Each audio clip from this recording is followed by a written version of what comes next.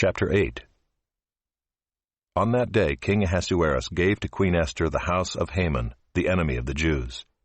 And Mordecai came before the king, for Esther had told what he was to her.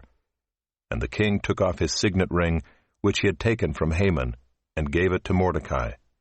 And Esther set Mordecai over the house of Haman.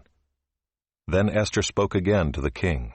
She fell at his feet and wept and pleaded with him to avert the evil plan of Haman the Agagite and the plot that he had devised against the Jews.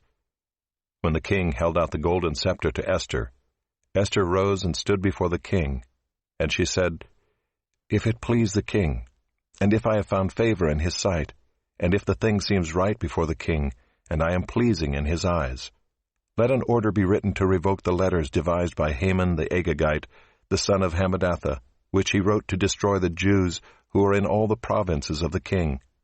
For how can I bear to see the calamity that is coming to my people? Or how can I bear to see the destruction of my kindred?"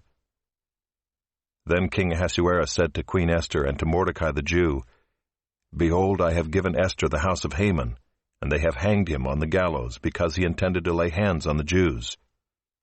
But you may write as you please with regard to the Jews, in the name of the king, and seal it with the king's ring.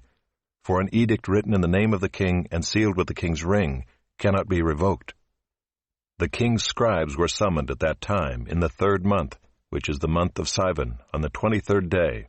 And an edict was written according to all that Mordecai commanded concerning the Jews, to the satraps and the governors and the officials of the provinces from India to Ethiopia, 127 provinces, to each province in its own script, and to each people in its own language, and also to the Jews in their script and their language. And he wrote in the name of King Ahasuerus, and sealed it with the king's signet ring.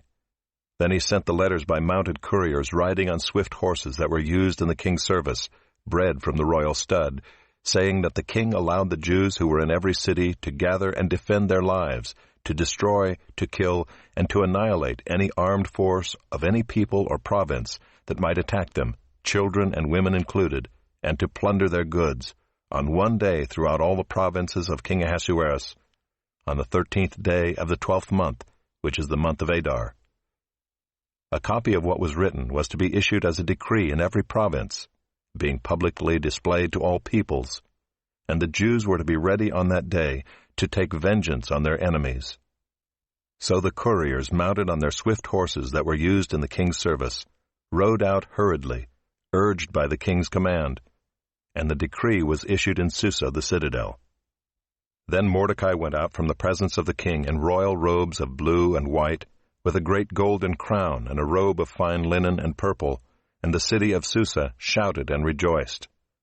The Jews had light and gladness and joy and honor. And in every province and in every city, wherever the king's command and his edict reached, there was gladness and joy among the Jews, a feast and a holiday, and many from the peoples of the country declared themselves Jews, for fear of the Jews had fallen on them.